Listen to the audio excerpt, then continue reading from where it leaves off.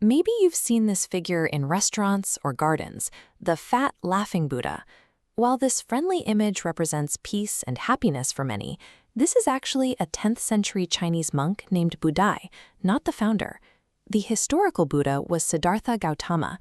He lived in the 5th century BCE, traveling across what is now northern India and southern Nepal to share his teachings. His name is actually a title. In Sanskrit, Buddha comes from the root bud, which means to wake up. He is quite literally the awakened one. That title raises a specific question. What exactly was he waking up from? To understand the Buddha's realization, we have to look at the ancient South Asian view of time. Instead of a straight line, time was seen as a wheel that spins endlessly, meaning death is never the end of the road. This is the Bhava Chakra, the wheel of life, gripped by a demon representing time. Inside, beings are trapped in rebirth, born as gods, animals, or in hell, only to start over. Buddhists call this painful trap samsara, a cycle everyone should strive to escape. A Buddha is someone who finally overcomes the suffering of samsara.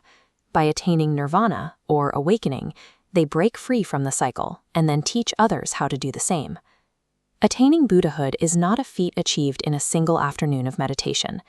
According to doctrine, it is the result of a training process that spans billions of lifetimes. Before reaching that final goal, the being is known as a bodhisattva, one whose very existence is oriented toward awakening through the perfection of virtues like patience and wisdom.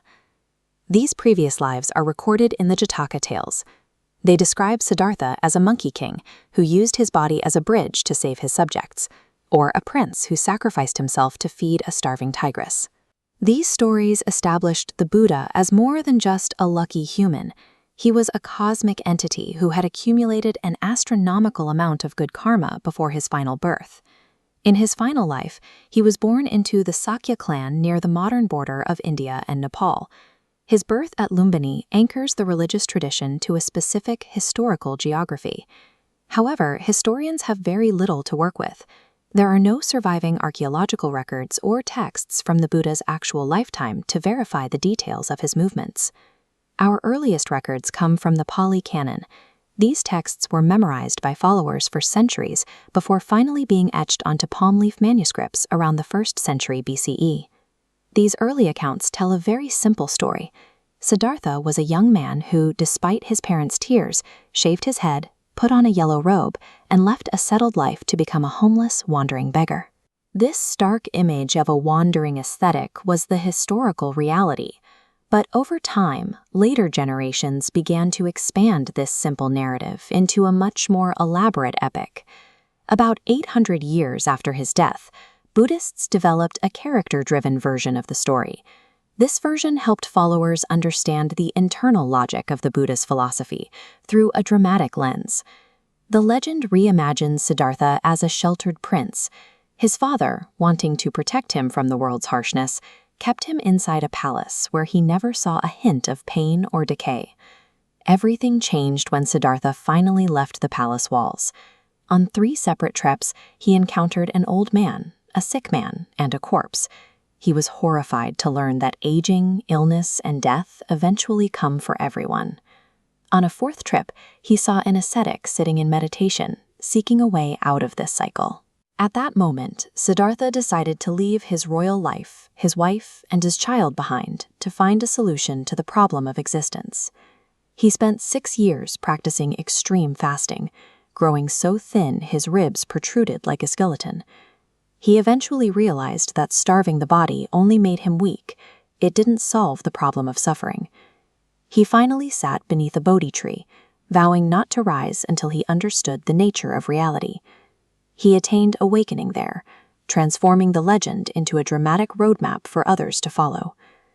Since the 19th century, a modernist form of Buddhism has emerged that often portrays the religion as a secular philosophy centered on mindfulness and psychological health.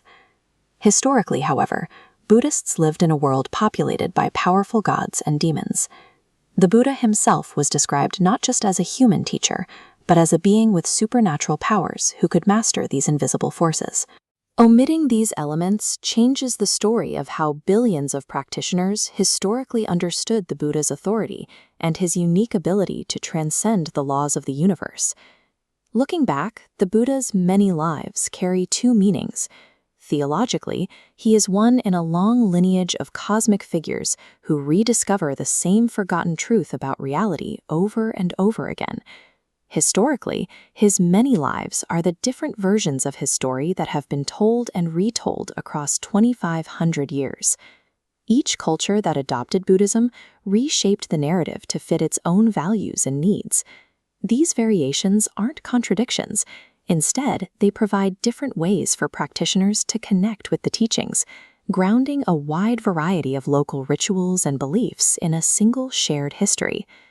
The Buddha remains an evolving template.